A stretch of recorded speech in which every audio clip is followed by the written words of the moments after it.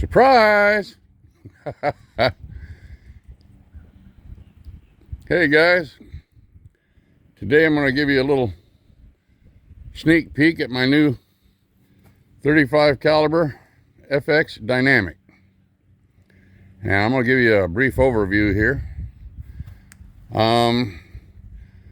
I got rid of my 35 caliber impact mainly because the platform was never designed to hold that much power.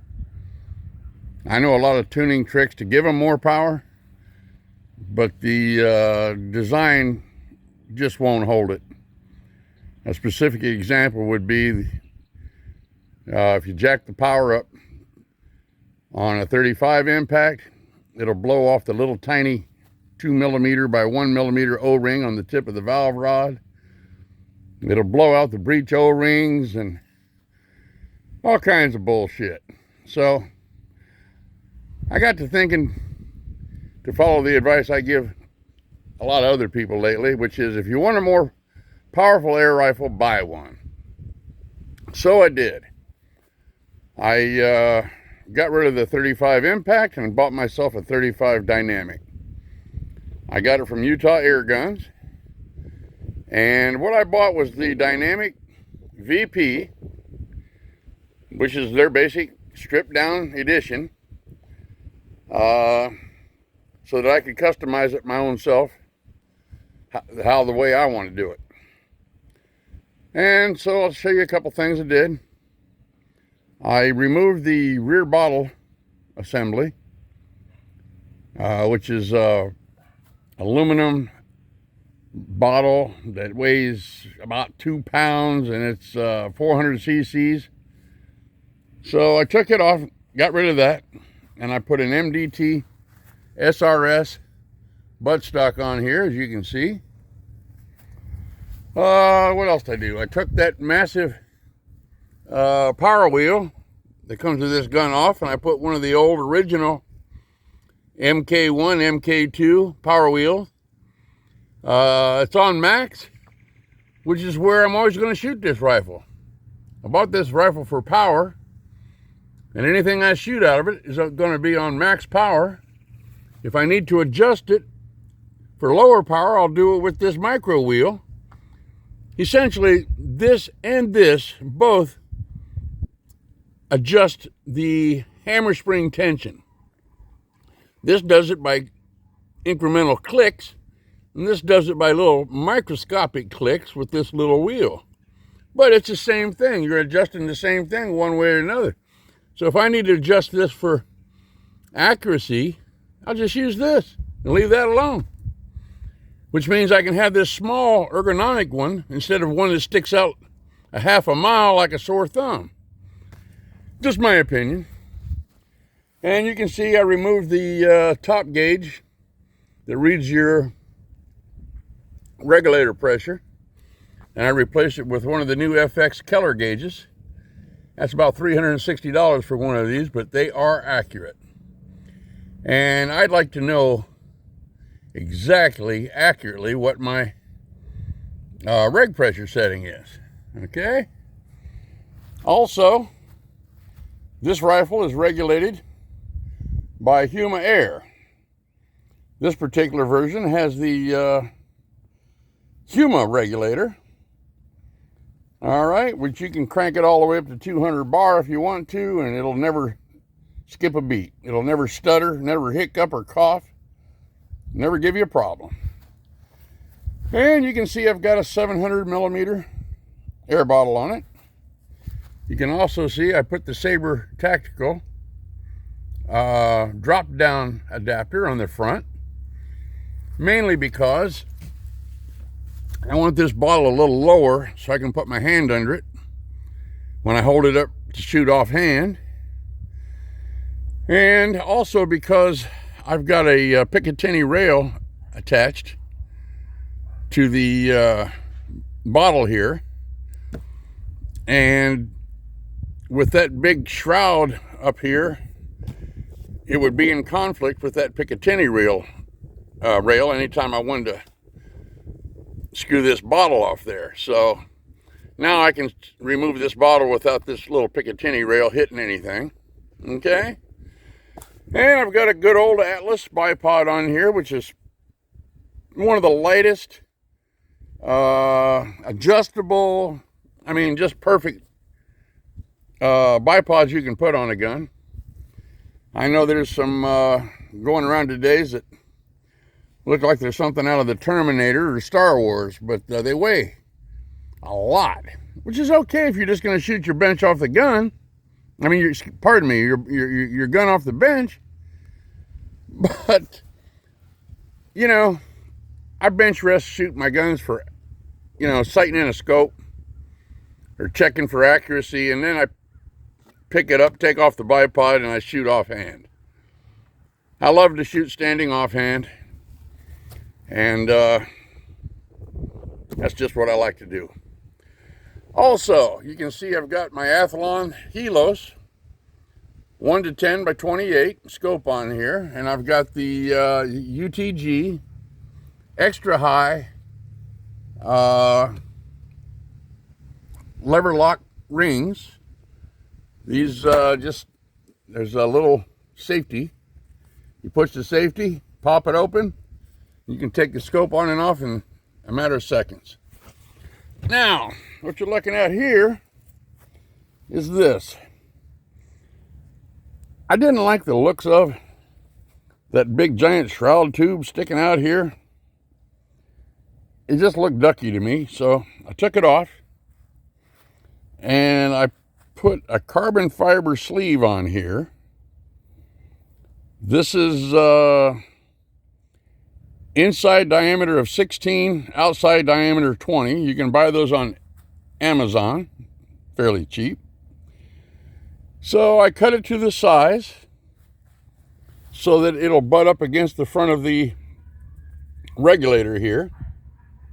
I don't know if I'm holding the camera right. And of course this retaining nut tightens this up against there.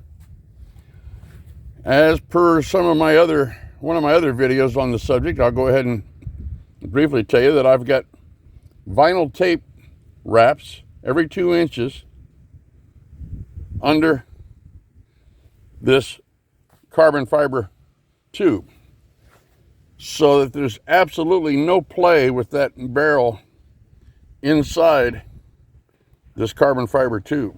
It's rock solid. I mean, right now you could do pull-ups on that barrel and you're not going to make it bend or in the slightest. This carbon fiber tube and this retaining nut actually came off an 800 millimeter barrel I bought a couple of years ago from Utah. It was called the 800 millimeter tension slug barrel kit, carbon fiber, whatever. Okay, so I scavenged the tube off of it and the retaining nut off it. And, you know, by taking this shroud tube off, that left me, here, I'll show you. That left the threads on the front of this plenum exposed. And these are really fine threads, and it wouldn't take much to ding up these threads and cause a problem. And so I thought, how am I going to make a thread protector? Well, since I have no interest in the shroud tube, I went ahead, I'll show you, I went ahead and cut off the shroud tube. I put it in my little baby vise. I took a hacksaw and cut it off, which of course that comes out fairly shitty every time I do it. So I ran it on some sandpaper back and forth to get it completely, or as close as I can get. Both ends are parallel to each other. And I think I measured this at 14 millimeters. And let's see here. I'll screw that back on there. And there is my thread protector. right there. And personally, I really like the looks of this. I brought it out here shooting when I first got it. Right now I've got the regulator set at 170 bar, and you know, with pellets I'm getting almost 200 foot-pounds, which leads me back to one of my original comments, is that if you want a more powerful air rifle, buy one. This has more power out of the box than you can give an impact 35 caliber, you know, with about a half a dozen fancy tuning tricks, which I've done a bunch of them for people in the last couple of years, MK2s, MK3s. But for all the people that I did that for, this is me telling you, get rid of that one and buy one of these. And this MDT SRS skeleton buttstock, this is the model that has the leopard pattern, neoprene cheek rest. Just joking. Actually, I put this on here this morning because I don't like to feel that hard plastic on my face, and I don't like having my greasy, oily face slipping and sliding on that hard plastic rail. So I always like to put a piece of neoprene. I think this is 3 millimeters thick. You can buy this neoprene from in all different patterns and colors from what's the name of that place there? Yeah, I'll think of it in a minute. Anyway, to continue, this is a folding buttstock, which with a few, it's hard for me to do it with one hand, so I'm not going to do it. But this will fold this way, all the way over to here, nicely. To make it do that, I had to turn my cocking handle upside down, which is no problem because it works equally well facing up or facing down.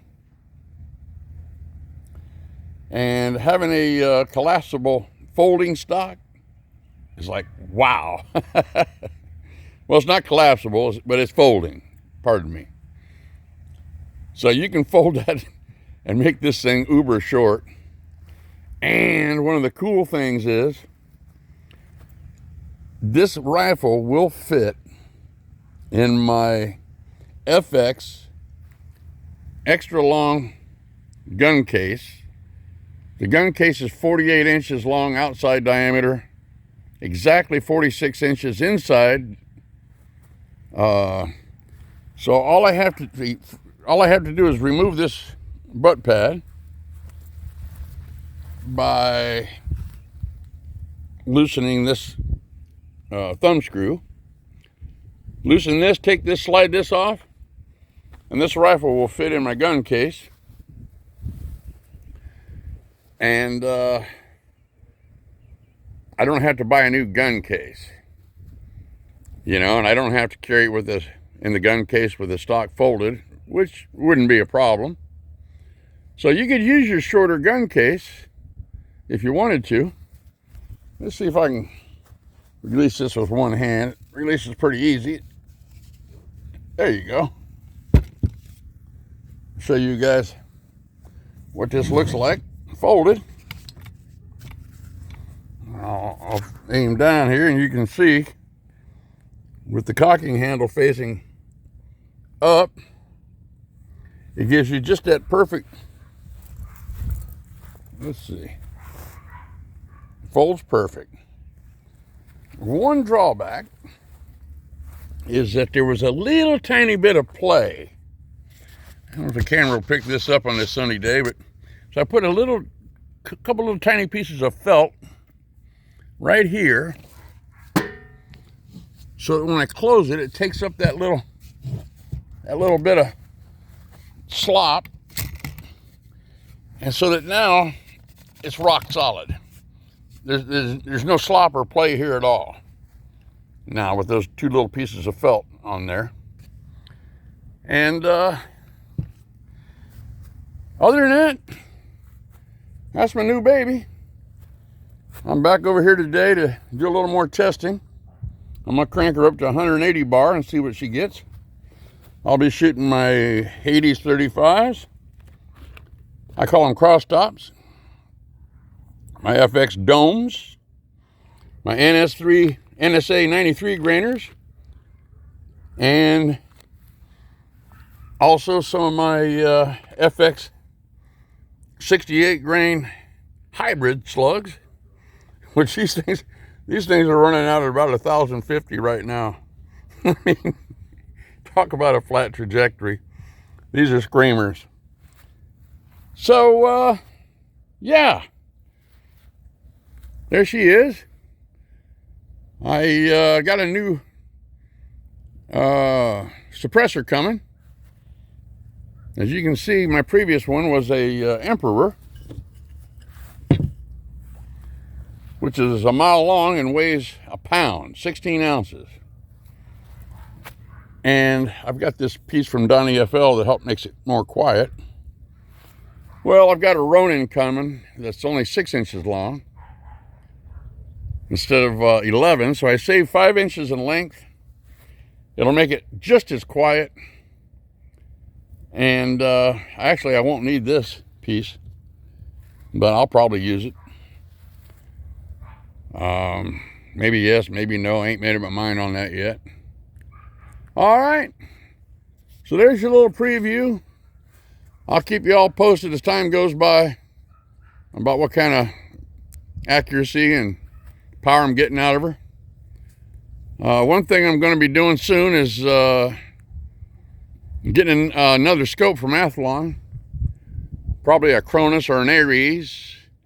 4.5 to 29 or 4.5 to 30, whatever. You know, for long range shooting. This 1 to 10 is a great point and shoot scope. You know, to use for my point blank range shooting.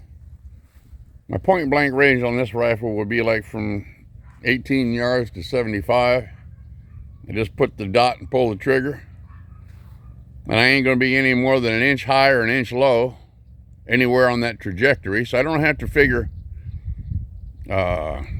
holdovers or any of that junk out to 75 yards. I just put the dot and pull the trigger. And that's kind of the way you want to set up your gun for hunting. All right. So I'll leave you with those thoughts, and y'all have a great day. Till next time.